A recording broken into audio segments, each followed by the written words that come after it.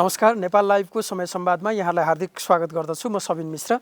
समय संवादको विभिन्न श्रृङ्खलाहरूमा हामी विविध विषयमा छलफल गर्दै आइरहेका छौँ र आज हामी नेपालको अर्थतन्त्रको विषयमा कुराकानी गर्न गइरहेका छौँ। खासगरी कोरोना भाइरसको कारण उत्पन्न परिस्थितिका कारण अहिले विश्व अर्थतन्त्रमा निकै नै त्रासदीपूर्ण अवस्था सिर्जना भएको छ र त्यसको असर नेपालसम्म पनि आइपुगेको छ। नेपालले पनि विभिन्न क्षेत्रमा विविध किसिमका क्षतिहरू बेहोरिरहेको छ र अब यसलाई कम गर्नका लागि हाम्रो वे फरवर्ड के हुन सक्छ भन्ने विषयमा हामी कुराकानी गर्न गइरहेका छौँ। आज हामीसँग कुराकानीका लागि नेपाली कांग्रेसका केन्द्रीय सदस्य एवं पूर्व अर्थमन्त्री डाक्टर रामशरण महत हुनुहुन्छ। डाक्टर साहब, स्वागत छ यहाँलाई। हजुर, धन्यवाद। कोरोना भाइरसले इकोनोमीमा ठुलो प्रभाव पारेको विषयमा हामीले धेरैवटा बहस छलफल गर्दै आएका छौँ। यहाँले पनि विभिन्न फोरमहरूमा त्यो धारणा दिँदै आइराख्नु भएको छ र यहाँको पार्टी नेपाली कांग्रेसले एउटा अध्ययन समिति पनि बनाएको छ र तपाईँ त्यसको संयोजक पनि हुनुहुन्छ। खास के काम गर्ने सोचका साथ यो समिति बनेको हो? होइन, मुख्य कुरो त अहिले कोरोना सङ्क्रमणले राष्ट्रलाई ठुलो असर परेको छ। अन्तर्राष्ट्रिय क्षेत्रमा पनि चाहिँ विश्व अर्थव्यवस्थालाई पनि सङ्कुचनमा पारिराखेको छ। त्यो तुलनामा त नेपालमा अझ कमै छ। अब नेपालमा चाहिँ तपाईँको यो जो छ चाहिँ मानवीय क्षति जस्तो स्वास्थ्यको क्षेत्रमा भन्ने हो भने तुलनात्मक रूपले अरू मुलुकहरूको तुलनामा चाहिँ नेपालमा त्यति क्षति भएको छैन अहिलेसम्मको तथ्याङ्कले। यसका लागि विभिन्न कारण छन्। नेपालको जो मौसम छ, नेपालको जो हावापानी छ, जो चाहिँ भौगोलिक विविधता छ, त्यही कारणले पनि चाहिँ अलिकति यो सङ्क्रमण कम भएको हुनसक्छ। अर्को कुरो चाहिँ जुन प्रकारले परीक्षण, व्यापक रूपमा परीक्षण हुनुपर्ने हो, त्यो परीक्षण भएको छैन। त्यो कारणले पनि सङ्क्रमण कम देखिएको छ। तर यो सङ्क्रमण कम देखिए पनि यसको चाहिँ आर्थिक चाहिँ यो दुष्परिणाम भन्ने चाहिँ गम्भीर असर परेको छ। यो अवस्थामा चाहिँ बजेट पनि नयाँ आउँदैछ, नयाँ प्रस्तुत हुने बेला भएको छ। यही सन्दर्भमा चाहिँ अब पार्टीको पोजिसन के हुने हो, देशको सुधार कसरी गर्नुपर्छ, कस्तो प्रकारका कदमहरू चाहिँ चाल्नुपर्छ, नीतिगत चाहिँ एउटा गन्तव्य कता हुनुपर्ने हो, यही बारेमा चाहिँ पार्टीको धारणा बनाउनको लागि चाहिँ अहिले एउटा समिति बनाएको हो। यो बारेमा हामी चाहिँ छलफल गर्नेछौँ। नयाँ बजेटको सन्दर्भमा हामी पछाडि प्रसङ्ग ल्याउँछौँ। यो खास गरी अहिले नेपालको अर्थतन्त्रमा चाहिँ अघि हजुरले भन्नुभयो जस्तै प्रभाव कम पर्नुको एउटा कारण चाहिँ हाम्रो एक्सपोजर, हाम्रो इकोनोमिक एक्सपोजर अलिक सानो भएको कारण यो असर कम भएको हो हामीलाई? होइन, इकोनोमिक एक्सपोजरको कारण कम होइन। इकोनोमिक एक्सपोजर त नेपालको चाहिँ कम्ती होइन, किनभने हामी धेरै पर्यटनमा पनि चाहिँ हाम्रो धेरै चाहिँ अर्थव्यवस्था निर्भर छ। अब यसपालि त चाहिँ सरकारले पर्यटन वर्ष घोषणा गरेर 20 लाख चाहिँ पर्यटकहरू भित्राउँछु भनेर चाहिँ घोषणा गरेको थियो। अहिलेको हालत हेर्नुहोस् कस्तो हालत छ। त्यस्तै गरेर चाहिँ हामी विदेशी सहायतामा पनि भर पर्छौँ। हाम्रो वैदेशिक तपाईँको चाहिँ यो चाहिँ विदेशबाट आयात हुने वस्तुहरू छ, त्यो राजस्वको ठुलो चाहिँ एउटा राजस्वको ठुलो स्रोत नै यो आयात हो। वैदेशिक व्यापारबाट हुने, आयातबाट हुने चाहिँ भन्सार, अब अन्तशुल्क लगायत अब सबै भ्याटबाट आउने आम्दानी हो, त्यसलाई पनि असर पर्छ। त्यस्तै गरी वैदेशिक काममा, वैदेशिक रोजगारीमा जाने नेपालीको सङ्ख्या ठुलो छ।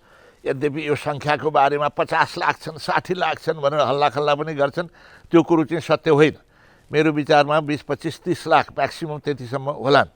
किनभने नेपालको तथ्याङ्कले नै के भन्छ भने चाहिँ जनगणनाको तथ्याङ्कले नेपालभन्दा बाहिर भएका चाहिँ जम्मा 19 लाख छन्। नेपालभन्दा बाहिर, नेपालमा जन्मेका, हुर्केका, आफ्ना परिवारमा नभएका 2011को तथ्याङ्कले चाहिँ त्यही भन्छ। त्यसकारण चाहिँ अब हिन्दुस्तानमा मात्रै 40 लाख छन् भनेर भन्छन्। यी सबै हल्लाखल्ला मात्रै हुन्। हिन्दुस्तानको जनगणनाको तथ्याङ्कले नेपालमा जम्मा चाहिँ 5 लाख नेपालीहरू चाहिँ हिन्दुस्तानमा छन्, नेपालमा जन्मेर हुर्केर त्यहाँ काम गर्ने। नेपालको तथ्याङ्कले चाहिँ 7 लाख जति देखाउँछ। त्यसकारण यहाँ 20-30 लाख चाहिँ नेपालीहरू विदेशमा चाहिँ अब काम गर्छन्। उनीहरूबाट आउने तपाईँको यो चाहिँ रेमिटेन्स जो छ, त्यो रेमिटेन्स चाहिँ नेपालको तपाईँको वैदेशिक मुद्रा आर्जनको सबैभन्दा ठुलो स्रोत नै त्यही हो। पर्यटनबाट आउने आम्दानी भन्दा पनि ठुलो स्रोत त्यही हो। हाम्रो निर्यातभन्दा आउने पनि ठुलो स्रोत हो। वैदेशिक सहायताबाट प्राप्त हुने स्रोतभन्दा पनि चाहिँ ठुलो स्रोत चाहिँ नै हाम्रो यो विदेशबाट आउने रेमिटेन्स हो, विदेशबाट आउने चाहिँ प्रवाह। अब त्यसका कारणले चाहिँ जनताको जीवन स्तर लाई सुधार आएको छ, गरिबी निवारण भएको छ। त्यसमा खास गरेर चाहिँ नि अब तपाईँको सेवाका क्षेत्रहरूमा, शिक्षाकै क्षेत्रमा, स्वास्थ्यको क्षेत्रमा, यातायातको क्षेत्रमा, अनि अब मान्छेको चाहिँ नि अन्य विभिन्न उनीहरूले गर्ने जुन प्रकारले खर्चहरू गर्छन् त्यसले गर्दा पनि आर्थिक गतिविधिहरू बढ्नमा मद्दत पुर्याएको छ। त्यसकारण त्यो पनि अब घट्न थालेको छ होइन। त्यसकारण चाहिँ नेपालको एक्सपोजर कम भएको होइन। वैदेशिक सहायतामा पनि नेपाल निकै भर पर्छ। धेरै ठुल्ठुला योजनाहरू वैदेशिक सहायताका आधारमा चाहिँ नि सञ्चालन भएका छन्। आर्थिक स्रोत चाहिँ नि वैदेशिक तपाईँको अनुदान, वैदेशिक ऋण छ। यी सब कारणले गर्दाखेरि हाम्रो इन्टरनेसनल एक्सपोजर चाहिँ नि कम भएको होइन। हाम्रो इन्टरनेसनल एक्सपोजर कम भएको होइन। हाम्रो चाहिँ नि त्यही कारणले गर्दाखेरि आर्थिक क्षेत्रमा चाहिँ प्रभाव परेको छ। स्वास्थ्यको क्षेत्रमा कम देखिएको चाहिँ मैले दुईवटा कारण भने, एउटा जुन प्रकारले चाहिँ नि सङ्क्रमण परीक्षण गर्नको लागि जस्तो पिसिआरको व्यवस्था देशभरि गरिनु पर्थ्यो त्यो हुन सकेको छैन। त्यसले गर्दाखेरि धेरै व्यक्तिमा परीक्षण नभएको हुनाले पनि कमै मात्रै चाहिँ सङ्क्रमित देखिए। अर्को कुरो हाम्रो भौगोलिक विशेषताका कारणले जहाँ जहाँ बाक्लो बस्ती छ, जहाँ चाहिँ एकदम बाक्लो सहरीकरण भएका छन्, भिडभाड बढी हुन्छ, त्यहाँ चाहिँ सङ्क्रमण बढी हुन्छ। नेपालमा त धेरै जस्तो चाहिँ नि अरू मुलुकको तुलनामा चाहिँ तुलनात्मक हिसाबले हाम्रो चाहिँ नि त्यस्तो बाक्लो बस्ती छैन। नेपालको ठुलो हिस्सा चाहिँ नि पातलो बस्ती भएका कारणले पनि सङ्क्रमण अलिकति कम भएको हुनसक्छ। यो अर्थतन्त्रकै विषयमा कुराकानी गर्दाखेरि हामी विभिन्न चरण, तपाईँ त खास गरी यो 1990s पछाडि प्रत्यक्ष रूपमा चाहिँ नेपालको अर्थतन्त्रको परिवर्तनको साक्षी बस्नु भएको छ आफै। अहिलेको यो पल्टबाट चाहिँ नेपालको अर्थतन्त्रले एउटा डाइमेन्सनल चेन्ज, हामी संरचनात्मक परिवर्तन भन्छौँ, त्यसको जग बसाल्ने देख्नुहुन्छ कि देख्नुहुन्न? जग बसाल्ने त के भने चाहिँ नि वर्तमान सरकारको चाहिँ जुन प्रकारका क्रियाकलाप गतिविधिहरू छन्, कुरो चाहिँ ठुलो ठुलो गर्ने, हल्लाखल्ला गर्ने, ठुल्ठुला महत्त्वाकाङ्क्षी कुराहरू गर्ने, काम गर्ने क्षमता चाहिँ कम छ होइन। त्यसमा चाहिँ जुन प्रकारले चाहिँ नि मेहनत गर्नुपर्छ, काम गर्नुपर्छ, अध्ययन गर्नुपर्छ, प्रशासकीय क्षमता चाहिँ नि बढाउनुपर्छ, सुशासनको आवश्यकता छ, व्यवस्थापनको क्षमता छ, त्यसको चाहिँ नि अभाव छ। कुरो चाहिँ ठुलो ठुलो गर्ने काम चाहिँ छैन। जस्तै लक्ष्यकै कुरो गर्नु भन्नुहुन्छ भने यसपालि अब त्यो के अरे तपाईँको नेपाललाई नेपाल भ्रमण वर्ष चाहिँ घोषणा गरेर 20 लाख भनेर भन्नुहुन्थ्यो। अब अहिले चाहिँ सङ्क्रमण नभएको भए पनि त्यो चाहिँ हासिल हुन सक्ने सम्भावना थिएन। अब दुई चाहिँ नि डबल डिजिट ग्रोथको कुरो गर्नुहुन्छ, 2 अङ्कको चाहिँ आर्थिक वृद्धिका कुरा गर्थे। अहिले पनि 9.5% भन्थे, बजेटमा 8.5% भन्थे। त्यस्तै गरेर चाहिँ नि विद्युत यति 1000 चाहिँ नि थपिन्छ भन्ने, अब इत्यादि चाहिँ कुरा चाहिँ नि ठुलो ठुलो गर्ने कुरा चाहिँ अत्यन्त ठुलो ठुलो गर्ने, तर काम चाहिँ त्यसलाई कार्यान्वयन गर्ने क्षमता चाहिँ छैन। जस्तो यसपालिकै बजेटकै कुरो गर्नुहुन्छ भने 1632 अरबको चाहिँ नि बजेट भनेर चाहिँ उहाँहरूले घोषणा गरे होइन। के अरे 1532 अरब भनेर घोषणा गरे, तर 6 महिनापछि नै त्यसलाई घटाउन थाले होइन। अब सङ्क्रमण भएपछि त यो कोरोनाको सङ्क्रमण भएपछि त झन् घट्ने स्वाभाविकै हो। त्यस्तै गरी चाहिँ नि तपाईँको अब यो जो चाहिँ राजस्वको अनुमान भएको छ, अन्य जे क्षेत्रमा चाहिँ अनुमानहरू बढी भएको छ त्यो छैन। अनि जो ठुल्ठुला राष्ट्रिय महत्त्वका, राष्ट्रिय गौरवका योजनाहरू भनेर चाहिँ नि 103 अरब तिनीहरूको लागि चाहिँ नि अब विनियोजन गरिएको थियो। 6 महिनामा खर्च भएको जम्मा 20 अरब। अब यस्ता प्रकारका कतिपय लक्ष्य एकातिर छन्, उपलब्धि अर्कोतिर छन्। बढाइ चढाइ गर्ने के अरे हरेक कुरामा बढाइ चढाइ गरेर, कुरो चाहिँ बढाइ चढाइ गरेर गर्ने, काम गर्न नसक्ने अहिलेको सरकारको ठुलो समस्या नै त्यही हो। अनि खर्च चाहिँ धेरै प्रशासनमा खर्च गर्ने, कार्यालयहरू जथाभावी खोलेको छ, आफ्ना मान्छेहरूलाई नियुक्ति गरेको छ चाहिँ तपाईँको अहिले नै भन्नु न यो सुकुम्बासी आयोग जस्तो 500 चान्चुन त चाहिँ नि नियुक्तिहरू नै चाहिँ राजनैतिक रूपले नियुक्ति गर्ने, वर्षमा अरबौँ रुपियाँको चाहिँ खर्च गर्ने, जुन कुरो त्यत्रो आवश्यकता थिएन। सुकुम्बासी आयोग जरुरत पऱ्यो भने नि प्रशासनिक क्षेत्रले नै त्यस्तो काम गर्नुपर्थ्यो। प्रशासन र अब न्याय सम्बन्धमा चाहिँ नि अब संलग्नहरूलाई चाहिँ नि गराएर गर्नुपर्ने, यसलाई आफ्ना कार्यकर्ताहरू भर्ना गरेर चाहिँ नि सुविधाहरू दिएर चाहिँ नि मन्त्री सरका सुविधा दिएर अनेक भनेर यस्ता प्रकारका अनावश्यक प्रकारका खर्चहरू, अनुत्पादनशील क्षेत्रका खर्चहरू, प्रशासनिक क्षेत्रहरू, अहिले सरकारले गर्ने खर्च पनि 2/3 भन्दा बढी यो चाहिँ नि तपाईँको चालु खर्चमा गर्नेछ। चाहिँ नि अब पुँजीगत खर्च होइन, पुँजीगत खर्चमा जति खर्च गर्छु भनेको छ त्यो खर्च गर्न त्यसको चाहिँ नि एकदमै थोरै मात्रै, 6 महिनामा मात्रै 15% भन्दा बढ्ता खर्च हुन सकेको छैन। त्यसकारण चाहिँ सरकारको सबैभन्दा अभाव चाहिँ नि प्रशासनिक क्षमता, व्यवस्थापनको क्षमताको अभाव, सुशासनको अभाव, अनि चाहिँ नि मेरिटोक्रेसीमा आधारित हुनुपर्ने, व्यावसायिकतामा आधारित हुनुपर्ने, चाहे तपाईँको चाहिँ प्रशासनिक क्षेत्र पनि मेरिटको आधारमा हुनुपर्ने, अन्य नियुक्तिहरू पनि मेरिटको आधारमा हुनुपर्ने, त्यो छैन। अत्यधिक राजनीतिकरण र पार्टीकरणमा बढी जोड दिइन्छ र सरकारले गर्नुपर्ने निर्णय पनि उनीहरूका पार्टीभित्रको विवादले चाहिँ नि असर पर्छ। जस्तो अमेरिकाबाट त्यत्रो ठुलो सहयोग प्राप्त हुँदै थियो तपाईँ एमसिसी अन्तर्गत 57, अहिलेको भाउ अनुसार त 60 अरबभन्दा बढीको चाहिँ नि योजना, त्यो पनि पूर्वाधारको विकासको लागि नेपालले छानेका योजनाहरूको विकासको लागि खर्च हुने थियो। त्यो चाहिँलाई चाहिँ राजनैतिक रङ दिने प्रयास गरेर चाहिँ नि उनकै पार्टीभित्र रोक्ने प्रयास यिनीहरूले गर्दैछन्। अब यसै पालिको बजेटमा 10 अरब त विनियोजन भएको थियो अरे त्यो योजना अहिलेसम्म चाहिँ नि संसदले अनुमोदन पनि गरेको थिएन। यो गएको साल माने गएको वर्षको चाहिँ नि बजेट अधिवेशनमै यसको अनुमोदन गरिनु पर्थ्यो। त्यहाँ चाहिँ नि अनेक अनावश्यक विवाद निस्कालेर रोकेर बसेका छन्। त्यसकारण अहिलेको सरकारको समस्या भनेको त्यही हो, पार्टीभित्रका आन्तरिक समस्याका कारणले र आफ्नो क्षमताका अभावका कारणले, अनि चाहिँ नि यो मेरिटमा आधारित होइन त्यो सुशासनको अभाव, मेरिटमा आधारित प्रशासन पनि छैन, सुशासनको अभाव पनि देखिन्छ। भ्रष्टाचार र पैसाको दुरुपयोगहरू पनि धेरै ठाउँमा भएको। अहिले एउटा अब यो संयोग नै मानौँ, यो कोरोनाले हाम्रो अर्थतन्त्रमा प्रभावित पार्दै जाँदा सरकार चाहिँ नयाँ आर्थिक वर्षको बजेट निर्माणको तयारीमा लागेको छ। तपाईँ सबभन्दा धेरै पल्टक बजेट पढ्नु भएको अर्थमन्त्री, यो अवस्थामा तपाईँ अर्थमन्त्री भए कस्तो बजेट ल्याउनुहुन्थ्यो? हेर्नु, मूल कुरो चाहिँ नि मैले अस्ति यो तपाईँको राष्ट्रिय सभाको एउटा विधायन समितिले पनि चाहिँ नि मलाई बोलाएको थियो आफ्नो विचार राख्न भनेर। म भन्छु चाहिँ नि यो धाकधक्तु लगाएर बढाइ चढाइ गरेर चाहिँ नि कृत्रिम रूपमा चाहिँ मात्रै ठुलो बजेट बनाउने होइन, रियलिस्टिक बजेट बनाउनु पऱ्यो। रियलिस्टिक बजेट बनाउनु पऱ्यो, आफ्नो क्षमता अनुसार गर्नु पऱ्यो र चाहिँ साथसाथै चाहिँ नि अर्को चाहिँ नि जुन कुरो कार्यान्वयन गर्न सकिन्छ, जसको लागि आवश्यक तयारीका साथ चाहिँ नि योजनाहरू छान्दा पनि तयारीका साथ छान्नु पऱ्यो आवश्यकताको आधारमा। त्यस्तै गरेर चाहिँ अर्को के छ भने चाहिँ नि अब अहिलेको प्राथमिकता भनेको चाहिँ नि अब अहिले कोरोनाकै सङ्क्रमणको छ।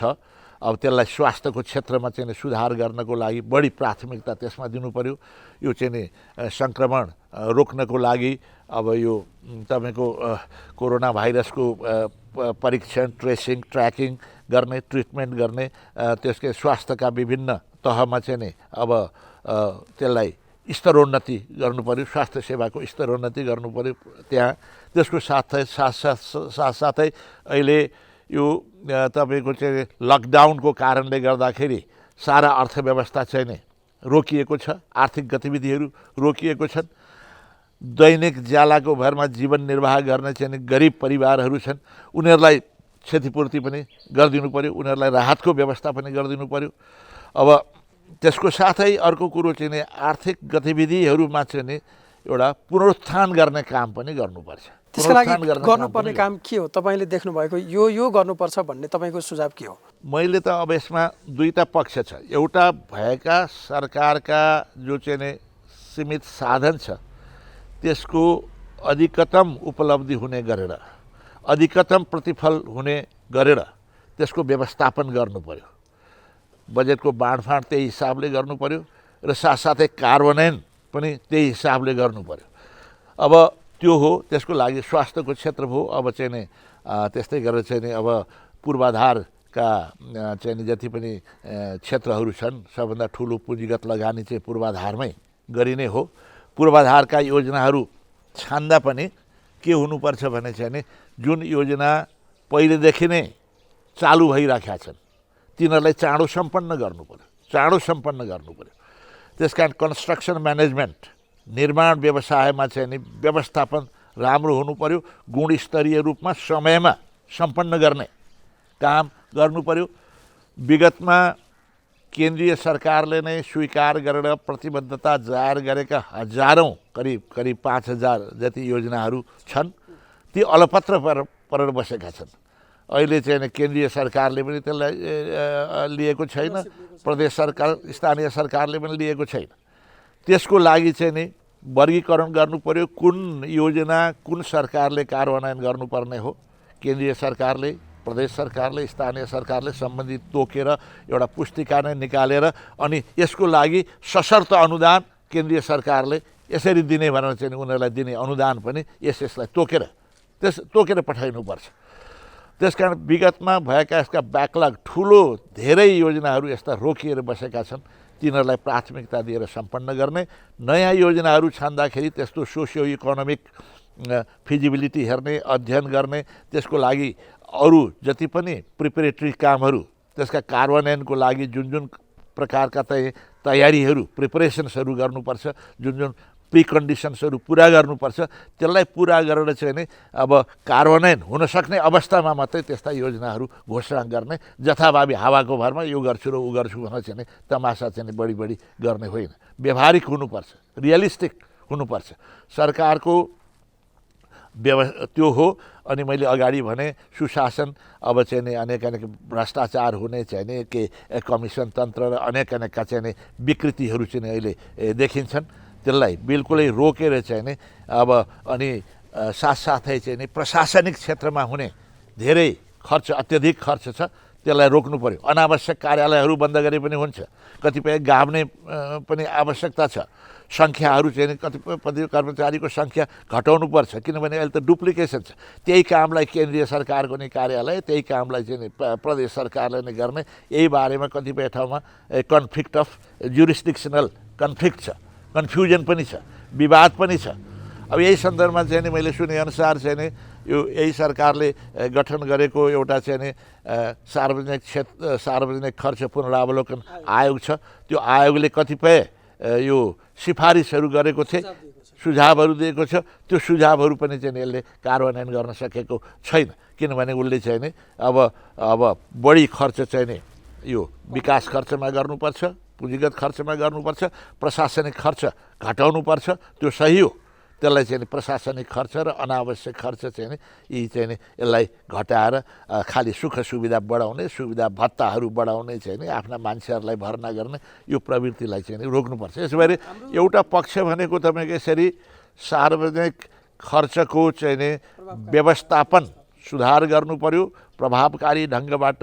आखिर अर्थशास्त्रको एउटा बेसिक प्रिन्सिपल भने पनि के हो भने चाहिँ नि सीमित साधनको लागि अधिकतम फाइदा हुने गरेर, अधिकतम उपलब्धि हुने गरेर, प्रतिफल हुने गरेर चाहिँ उपयोग गर्नु पर्यो। एउटा पक्ष त्यो हो। अर्को पक्ष गर्ने चाहिँ के भने चाहिँ नि अब इकोनोमिकको रिभाइभलको लागि निजी क्षेत्रका चाहिँ जति पनि गतिविधिहरू छन् अहिले रोकिएका छन्, यो लकडाउनले गर्दाखेरि यो लकडाउनलाई चाहिँ नि अलिकति रिल्याक्स गर्नुपर्छ, अलिकति खुकुलो बनाउनुपर्छ। यो कुरो त म बारम्बार कति दिनदेखि भनिराखेको छु। अब सङ्क्रमण रोक्नको लागि अब ऊ त गर्नु पर्यो, ठिक छ, सोसल डिस्टेन्सिङ, सामाजिक दूरी त कायम गर्नै पर्छ। त्यो सामाजिक दूरी कायम गर्दै पनि तपाईँको चाहिँ नि कतिपय गतिविधिहरू, आर्थिक गतिविधिहरू, आय आर्जनका गतिविधिहरू हुन सक्छन् भने त्यसलाई त खुला गरिदिनु पर्यो। जसले गर्दाखेरि काम नपाएर अहिले मान्छे भोकभोकाइको अवस्था छन्, अब उनीहरूले काम पाउने भए।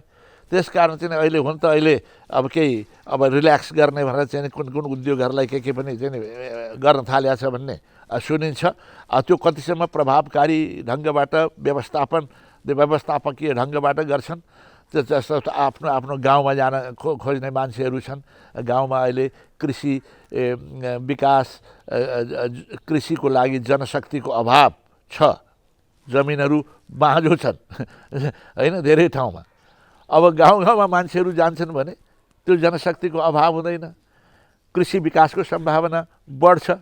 बाँझो जमिनलाई अब चाहिँ नि उर्वर बनाउन सकिन्छ, नयाँ किसिमका व्यवसायहरू गर्न सकिन्छ, त्यसलाई पनि प्रोत्साहन गर्नु पर्यो। विदेशबाट आउने नेपालीहरूलाई पनि यी गतिविधिहरूमा प्रोत्साहित गरेर चाहिँ नि कृषि क्षेत्र नेपालको एउटा चाहिँ महत्त्वपूर्ण चाहिँ नि एउटा आधार हो, त्यसलाई विकसित गर्ने, मोडर्नाइज गर्ने, आय स्रोतको चाहिँ नि सम्भावना त्यसमा बढाउने, इभन चाहिँ नि हाम्रो जो हाई भ्यालु क्रप्सहरू चाहिँ नि जो पहाडी हिमाली क्षेत्रमा चाहिँ नि हुन सक्छन् विभिन्न क्षेत्रमा, त्यसलाई चाहिँ नि अन्तर्राष्ट्रिय बजारमा पनि जान सक्ने जडीबुटी लगायत हाई भ्यालु क्रप्सहरू, नयाँ किसिमका चाहिँ नि क्रप्सहरू, अब तपाईँको एरोमेटिक प्लान्ट्सहरू भए, हर्बल प्लान्ट्सहरू भए, त्यस्तै गरेर चाहिँ नि एकदम एक्सपेन्सिभ फ्रुट्सहरू, त्यसलाई इन्टरनेसनल मार्केटमा पनि जान सक्ने गरेर चाहिँ तिनीहरूको विकासको लागि प्रोत्साहन गर्नु। यो तपाईँले बजेटको यो जुन स्रोतको प्रभावकारिताको कुरा गर्दै गर्दा हामी चाहिँ अहिले यस्तो अवस्थामा छौँ कि हाम्रो अनिवार्य दायित्व जुन चालु खर्चपट्टिको दायित्व छ त्यो असाध्यै ठुलो हुँदै गएको छ।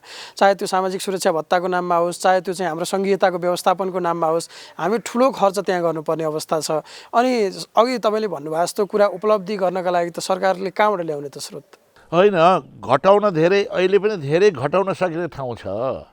अहिले नै जस्तो भन्नुमा उदाहरणको लागि अहिले जसरी आयोगहरू गठन गरिएको छ, खर्च गर्नुपर्ने आवश्यकता नै छैन।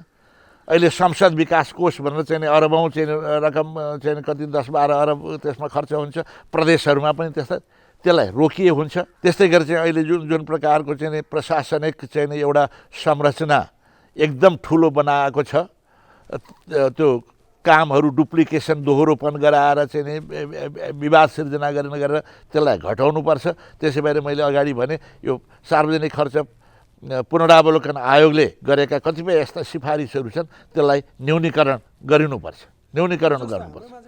सामाजिक सुरक्षाहरू गर्दा पनि चाहिँ त्यसलाई चाहिँ नि खास गरेर लक्षित वर्गमा जाने, निम्न आय भएका, आम्दानीका स्रोत नभएका सामाजिक सुरक्षा चाहिँ नि त्यस्ता वर्गलाई चाहिँ नि गरिनुपर्छ। जस्तो हाम्रोमा त कस्तो अनावश्यक रूपले सामाजिक सुरक्षामा नि प्रतिस्पर्धै देखिन्छ नि त। जस्तो अब भूकम्प गएकै वर्ष हजुरले चाहिँ वृद्धलाई चाहिँ औषधि उपचार खर्च भनेर 500 रुपियाँ बढाइदिनु भयो। त्यसको अर्को वर्ष भारतीय नाकाबन्दीले इकोनोमी ध्वस्त भएको थियो, त्यसलाई दोब्बर पारियो। यस्तो प्रतिस्पर्धामा त विगतमा तपाईँ पनि त देखिनु भएको थियो नि? होइन, प्रतिस्पर्धामा त अब यही बढी अब धेरै राजनैतिक दबावका कारण पनि हुन्छ, राजनैतिक चाहनाका कारणले पनि हुन्छ।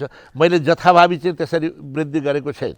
मैले वृद्ध भत्ता चाहिँ अलिकति वृद्धि गरे हो, जस्तो 500 थियो मैले 1000 बनाएँ स्वास्थ्यको लागि भनेर। त्यतिसम्म त ठिकै थियो नि। अब वर्षु नै डबल गर्दै जाने हो भने त त्यो सम्भव, त्यो राष्ट्रले धान्न सक्दैन। मूल्य वृद्धि जसरी भएको छ, मूल्य वृद्धिको आधारमा चाहिँ वृद्धि गर्नु उचित हुन्छ। राष्ट्रले धनी, राष्ट्रको जति क्षमता छ क्षमताले धान्न सक्ने गर्नुपर्छ।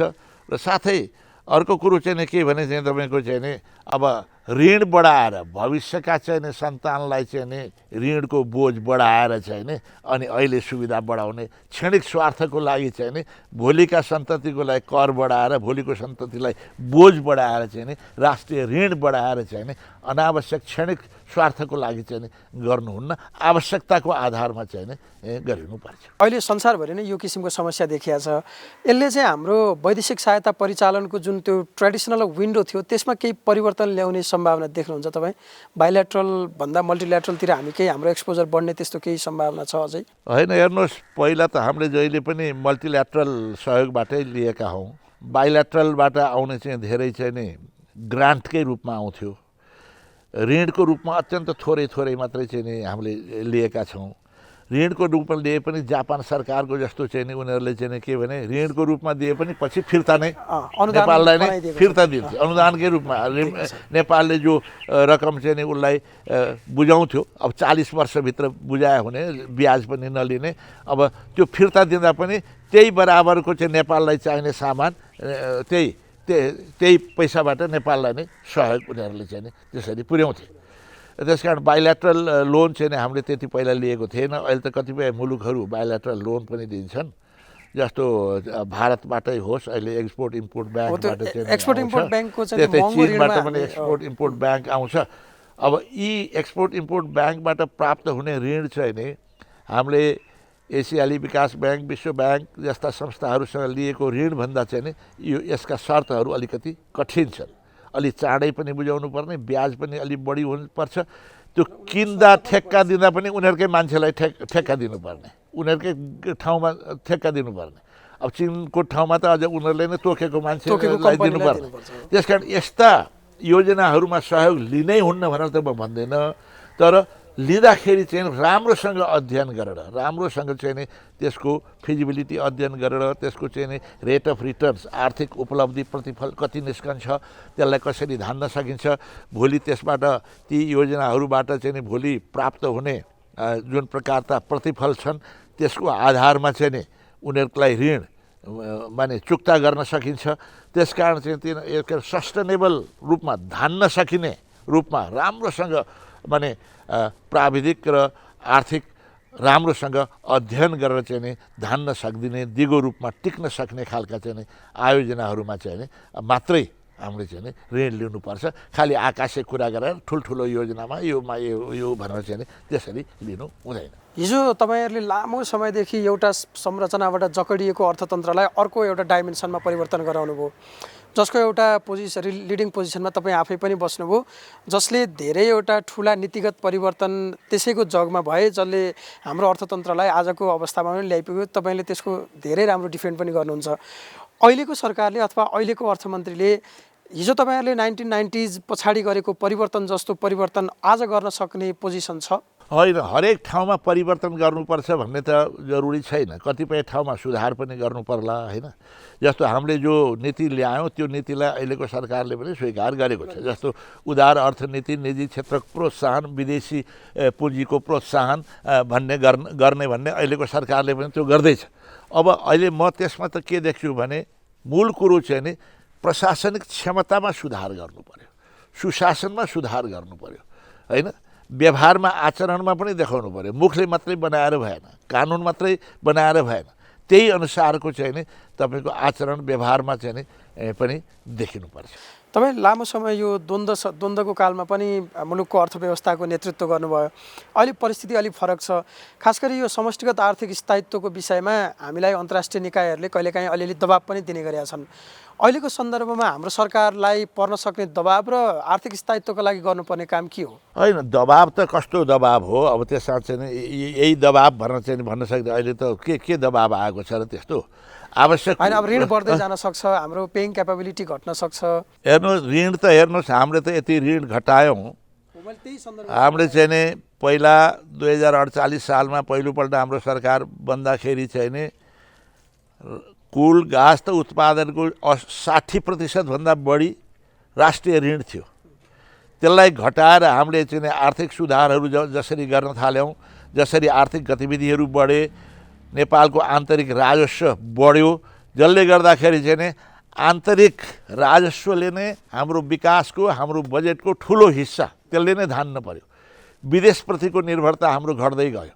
अहिले 60% भन्दा बढी माने जिडिपीको 60% भन्दा बढी राष्ट्रिय ऋण भएको मुलुकमा अहिले चाहिँ नि मैले अर्थमन्त्री छोड्दाखेरि चाहिँ नि 24-25%मा चाहिँ नि घटिसकेको थियो। अहिले फेरि बढ्न थालेको छ, 30-32%मा पुग्न थालेको छ, होइन। त्यसकारण चाहिँ नि नेपालमा चाहिँ नि यो हाम्रो तपाईँको चाहिँ नि आफ्नो क्षमता, आन्तरिक क्षमता चाहिँ नि विदेशप्रतिको निर्भरता यसरी घटेको छ। हाम्रो चाहिँ नि वित्तीय क्षेत्रमा विदेशी प्रतिको निर्भरता घटेको छ। आवश्यकता अनुसार अलिअलि चाहिँ नि बढ्न पनि सक्छ, आवश्यकता अनुसार। त्यसकै लागि विदेशको ठुलो दबाब तिर्न नसक्ने भन्ने, त्यसलाई धान्न नसक्ने भन्ने कुरो छँदै छैन। हामीले सजिलैसँग अहिले चाहिँ नि अब राष्ट्रिय ऋणमा पनि चाहिँ नि सबै त विदेशी ऋण होइन नि, राष्ट्रिय ऋण भने आन्तरिक ऋण पनि पर्छ। बाह्य ऋण चाहिँ नि करिब 60%, कुल राष्ट्रिय ऋणमा वैदेशिक ऋण चाहिँ करिब 60% छ र चाहिँ करिब 40% चाहिँ आन्तरिक ऋण छ। हामीले धान्न नसक्ने होइन। अब त्यसकारण हामीले आयोजनाहरू छान्दाखेरि चाहिँ नि धान्न सक्ने, त्यसबाट प्रतिफल निस्कन सक्ने, त्यो प्रतिफलबाट चाहिँ नि ऋण भुक्तानी गर्न सकियोस्। त्यसै सन्दर्भमा अथवा त्यसको चाहिँ नि तपाईँको सामाजिक सोसल इम्प्याक्ट एकदम सामाजिक क्षेत्रमा त्यसको धेरै फाइदा हुने त्यो पनि त्यसको आधारमा पनि लिन सकिन्छ।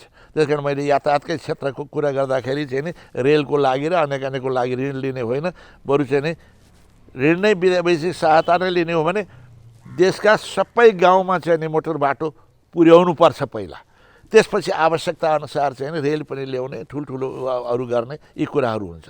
पहिलो हाम्रो आवश्यकता भनेको भएका राजमार्गहरूको स्तर उन्नति गर्ने र देशको सबै भागमा यातायातको सुविधा 12 महिना चल्ने चाहिँ नि राम्रो यातायातको सुविधा, अन्य पूर्वाधारको सुविधा पुर्याउने।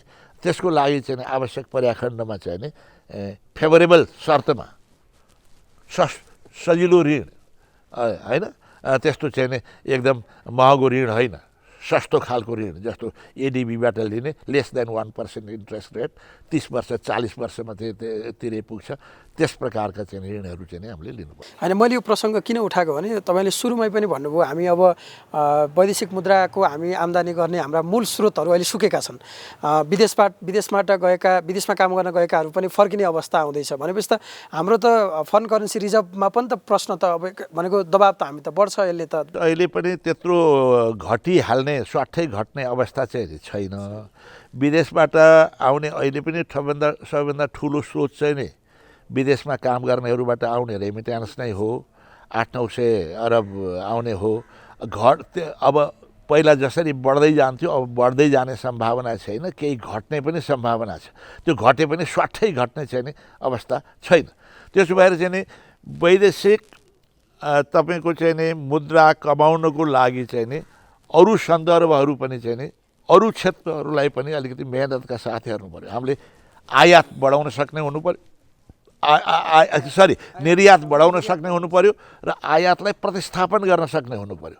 त्यसकारण चाहिँ नि निर्यातमुखी उद्योगहरू, प्रतिस्थापन गर्न सक्ने उद्योगहरूलाई प्रोत्साहन दिने, त्यसको लागि चाहिँ नि तपाईँको अब अलिकति विभिन्न प्रकारका इन्सेन्टिभहरू, सुविधाहरू प्रदान गर्ने। मैले अगाडि पनि भने कृषि क्षेत्रमा धेरै सम्भावना छन्। हाम्रो आयात प्रतिस्थापन गर्ने पनि निर्यात बढाउने पनि कृषि क्षेत्रमा धेरै सम्भावना छन्। त्यसतर्फ सरकारले चाहिँ नि बढी ध्यान दिनु पर्यो। त्यसतर्फ जस्तो पूर्वाधारको विकास पनि त्यसको लागि आवश्यक छ र साथसाथै कृषि क्षेत्रको विकास भनेको कृषिमै मात्रै पनि होइन, पूर्वाधारको विकास पनि जस्तो चाहिँ नि बजारसम्म सामान जानको लागि चाहिँ नि यातायातको सुविधा चाहियो होइन, त्यहाँ चाहिँ नि त्यस्तै विद्युतीकरणको सुविधा चाहियो, त्यस्तै गरेर कच्चा पदार्थ ल्याउनलाई पनि चाहिँ सुविधा चाहियो। अब सिँचाइको सुविधा पनि पुर्याउनु पर्यो। त्यसकारण पूर्वाधारका विकास पनि साथसाथै अनि ऊ पनि गर्नु पर्यो चाहिँ नि तपाईँको R&Dमा त्यस्तै त्यसलाई चाहिँ नि प्रशिक्षण गराउने, सिकाउने, एक्सटेन्सन सर्भिसेसहरू बढाउने कामहरू पनि साथै गर्नुपर्छ। अब अन्तिममा तपाईँलाई म एउटा प्रश्न गर्छु। यो अहिले रोजगारीको विषयमा धेरै किसिमका बहसहरू अहिले हुन थालेका छन्। कति मान्छेले चाहिँ सिपका कुरा गरेका छन्, कृषिमा आधारित भनेको छ, अथवा अरू किसिमका उद्योगहरूमा भनेको छ। तपाईँले पनि आफूले बजेट ल्याउँदाखेरि विभिन्न किसिमका स्किम्सहरू दिने योजनासहित ल्याउनु भएको थियो। यद्यपि त्यसको प्रतिफल राम्रोसँग अहिलेसम्म मान्छेले मुलुकले प्राप्त गर्न नसकेको अवस्था छ। खास गरी हाम्रो अब बढ्न सक्ने बेरोजगारीको समस्याको व्यवस्थापनका लागि सरकारले ल्याउन सक्ने रोजगारीका कार्यक्रम के हुन सक्छन्? हेर्नुहोस्, अहिले जसरी रोजगारी, प्रधानमन्त्री रोजगारी, अब यहाँ अहिलेको सरकारको तमासा के छ भने हरेक कुरालाई चाहिँ कि राष्ट्रपतिको नाममा कि प्रधानमन्त्रीको नाममा कि मदन भण्डारीको नाममा कि पुष्पलालका नाममा यस्तै उनीहरूकै नेताहरूका नाममा हुन्छन्। हाम्रो समयमा त यस्तो भएको थिएन। जस्तो मध्य पहाडी राजमार्ग हामीले सुरु गरे हो, मैले पेश गरेको बजेटमा सुरु गरे हो, गिरिजाबाबु प्रधानमन्त्री हुनुहुन्थ्यो। पछि उहाँ मध्य पहाडी राजमार्ग भने पछि उहाँहरू आएपछि पुष्पलाल राजमार्ग भन्नुभयो। बिचमा तपाईँले नाम काटिदिनु भयो भने लफडा नि गरेको थिएँ होइन, मैले आफूले बजेटमा, किनभने मध्य पहाडी त मैले त सुरु गरेको हो, उहाँहरूले कराएपछि मैले त्यसलाई उहाँको नाम पनि राखिदिएँ। पुष्पलाल राजमार्ग भनेको त सुरुमै चाहिँ नि उहाँ रामेछाप जाने बाटोलाई पुष्पलाल राजमार्ग राखेको थियो, त्यसलाई हामीले स्वीकार गऱ्यौँ। त्यस कारण उहाँहरू आफूमा बढी प्रचार गर्ने, आफ्ना नामहरू र आफ्ना नेताहरूको बढी प्रचार। अब हरेक चिज अब मदन भण्डारीजीको नाममा चाहिँ हरेक चिज छ, विश्वविद्यालय होस्, अब सडक होस्, यो होस्, हरेक चिज त्यस्ता कुराहरू छन्। त्यसमा पनि उहाँहरू आफ्नो प्रचारको लागि चाहिँ नि प्रचारमुखी कति रहेछन् भन्ने देखिन्छ। अरूले काम गरे पनि नाम आफ्नो राख्ने त्यो पनि देखिन्छ। अर्को कुरो यसै कुरो के छ, के भन्दै हुनुहुन्छ, रोजगारीका कुराहरू के भने नि अहिले प्रधानमन्त्री रोजगारी कार्यक्रम भने पनि महाको प्रशस्त दुरुपयोग भएको छ। यहाँहरूले पनि बुझ्नुहोस्, गाउँ गाउँमा रकम कसरी बाँडिएको छ भनेर। झार टिपेर चाहिँ नि, झार ओखलेर चाहिँ नि काम गरे भनेर चाहिँ पैसा दिने। अब रोजगारी नै सिर्जना गर्ने हो भने चाहिँ नि म के भन्छु भने सिप र ज्ञान सिर्जना गर्नु पर्यो। अब अहिले नेपालमै चाहिँ नि लाखौँ लाख मान्छेहरू चाहिँ नि विदेशबाट आएर काम गरिराखेका छन्। सिपमूलक कामहरू जस्तो तराईका धेरै फ्याक्ट्रीहरूमा चाहिँ नि भनिन्छ आधी जस्तो चाहिँ मान्छे त चाहिँ नि हिन्दुस्तानबाट आउँछन्। त्यस्तै देशका विभिन्न भागमा जति पनि निर्माणका कामहरू भएका छन्, जहाँ चाहिँ तपाईँको चाहिँ यो घरहरू निर्माण हुन्, भवनहरू निर्माण हुन् अथवा सडक इत्यादि कतिपय ठाउँमा विदेशबाट आएका छन्। हिन्दुस्तानमा मात्रै वर्षमा 300 अरब जति चाहिँ नि नेपालबाट रेमिट्यान्स जान्छ भनेर तथ्याङ्कहरू आउँछ। भनेपछि त अब त्यसलाई हामीले प्रतिस्थापन गर्न सक्नु पर्यो हैन। नेपालमै भएका रोजगारीका अवसरहरू छन्, त्यसमा नेपालीहरूले नै काम गरून्। गर्नको लागि सिप विकासको लागि हैन। त्यसकारण भोकेसनल ट्रेनिङ अनि प्राविधिक चाहिँ नै माने तालिमहरू हुनु पर्यो, भोकेसनल कामहरू हुनु पर्यो। घर बनाउनको लागि के सिप चाहिन्छ अथवा त्यस्तै फ्याक्ट्रीहरूमा काम गर्नको लागि कस्तो कस्तो सिप चाहिन्छ, त्यस्तो सिपहरू चाहिँ नि सिकाउनु पर्यो। अनि रोजगारी त उनीहरूले पाइहाल्छन्, रोजगारी त स्वतः पाइहाल्छन्।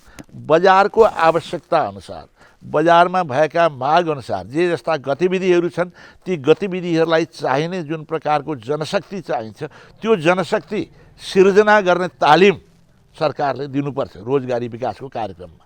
अब गाउँमै रोजगारी पनि अहिले विकासका कार्यक्रमहरू छन्, सडक बनाउनुपर्छ, सिँचाइ बनाउनुपर्छ चाहिँ नि होइन। अब यस्ता विद्यालय अनेक छन् नि, त्यसमै संलग्न गर्नु पर्यो। रोजगारीका अवसरहरू नभएका होइनन्। त्यस्तै गरी अघि कुरा गरियो कृषि व्यवसायमा विकास गर्नको लागि इन्टरप्रेन्योरसिप पनि अलिकति व्यावसायिक तालिम पनि हुनु पर्यो, इन्टरप्रेन्योरियल ट्रेनिङ पनि हुनु पर्यो। कृषि व्यवसायहरूमा पनि एक्सटेन्सन सर्भिसेसहरूमा पनि चाहिँ नि अब प्रशिक्षण दिनु पर्यो, जसले गर्दाखेरि कृषिमा संलग्न भएर चाहिँ नि आय आर्जनका अवसरहरू सिर्जना गर्न सकुन्। इत्यादि धेरै अवसरहरू यसरी जानुपर्छ। यो रोजगारी प्रवर्धनको लागि यस्ता किसिमका कार्यक्रमहरू। एउटा सानो प्रसङ्ग जोडिहालौँ। यो अहिले प्राइभेट सेक्टरले चाहिँ ट्याक्स, हाम्रो इन्कम ट्याक्सको रेट अलिकति घटाउनुपर्छ भन्ने प्रसङ्ग उठाएको छ। खास गरी इन्डियामा पनि यो कोरोनाको इफेक्ट आउनुभन्दा अगाडि नै भारत सरकारले आयकरको दरमा परिवर्तन गरिदिइसकेका थियो। त्यसले चाहिँ यहाँ लगानी प्रभावित हुनसक्छ अथवा यहाँबाट पनि पुँजी पलायन हुन सक्ने सम्भावना रहन्छ भन्ने कुराहरू ल्याएको थियो। तपाईँले के देख्नुहुन्छ? हाम्रोमा भ्याटको दर पुरानै अवस्थामा फर्काउन सक्ने र आयकरको दर घटाउन सक्ने सम्भावना छ अहिले? होइन, अलिकति चाहिँ नि अलि तपाईँको लगानी आकर्षण गर्नको लागि त स्वदेशी लगानी पनि विदेशमा नजाओस् भन्नको लागि र विदेशी लगानी आकर्षण गर्नको लागि पनि इन्ट्रेस्ट रेट चाहिँ नि अलिक कम नै हुनुपर्छ। हेर्नुहोस्, विकसित मुलुकहरूमा चाहिँ नि इन्ट्रेस्ट रेट चाहिँ नि अलिक कमै छ। त्यसको लागि सरकारले नै अलिकति चाहिँ नि अब अलिकति अनुदान नै केही उद्योगहरूमा सरकारले पनि अलिकति अनुदान राख्दै हुन्छ। रिफाइनान्सको फ्यासिलिटी बढाइदिने, पुनर्कर्जा दिने, कम ब्याजमा पुनर्कर्जाको व्यवस्था गरिदिने, ती व्यवस्था गर्नुपर्छ। र ट्याक्स पनि ठाउँ ठाउँमा चाहिँ नि भ्याट नै अहिले घटाउनुपर्छ भनेर त म भन्न सक्दिनँ। त्यसको लागि अलिकति होमवर्क गरेर चाहिँ नि आवश्यक पर्छ, घटाउनु पर्ने आवश्यक देखियो भने पर्ला पनि। तर त्यसको लागि राम्रोसँग अध्ययन गरेर मात्रै गर्न सकिन्छ। तर खास गरी उद्योगमा आउने चाहिँ नि विदेशबाट आउने कच्चा पदार्थहरू छन्, त्यस्ता कच्चा पदार्थहरूमा चाहिँ अलिकति घटाइदिए हुन्छ। त्यस्तो कच्चा पदार्थमा चाहिँ नि भन्सार अलिकति घटाइदिए हुन्छ। र साथै आयकर पनि चाहिँ नि अरू अब हाम्रा नजिकका मुलुकहरू हिन्दुस्तान अब बङ्गलादेशमा कस्तो स्थिति छ त्यसलाई पनि ध्यानमा राख्नुपर्छ, जसले गर्दाखेरि नेपालको लगानी त्यतातिर नजाओस् हैन, त्यतातिर नजाओस्। त्यसकारण त्यसमा पनि हामीले विचार गर्नुपर्छ। अध्ययन गरेर मात्रै, म यति नै भनेर चाहिँ तोक्न चाहिँ भन्न सक्दिनँ। अध्ययन गरेर चाहिँ नि त्यसलाई सुधार गर्नु आवश्यक छ। हुन्छ, संवादका लागि धन्यवाद। समय संवादमा आज हामीले नेपाली काङ्ग्रेसका केन्द्रीय सदस्य एवं पूर्व अर्थमन्त्री डाक्टर रामशरण महतसँग कुराकानी गऱ्यौँ। समय संवादको विभिन्न श्रृङ्खलाहरूमा हामी फरक अतिथिसँग फरक विषयमा कुराकानी गर्ने नै छौँ। आजका लागि बिदा दिनुहोस्। नमस्कार।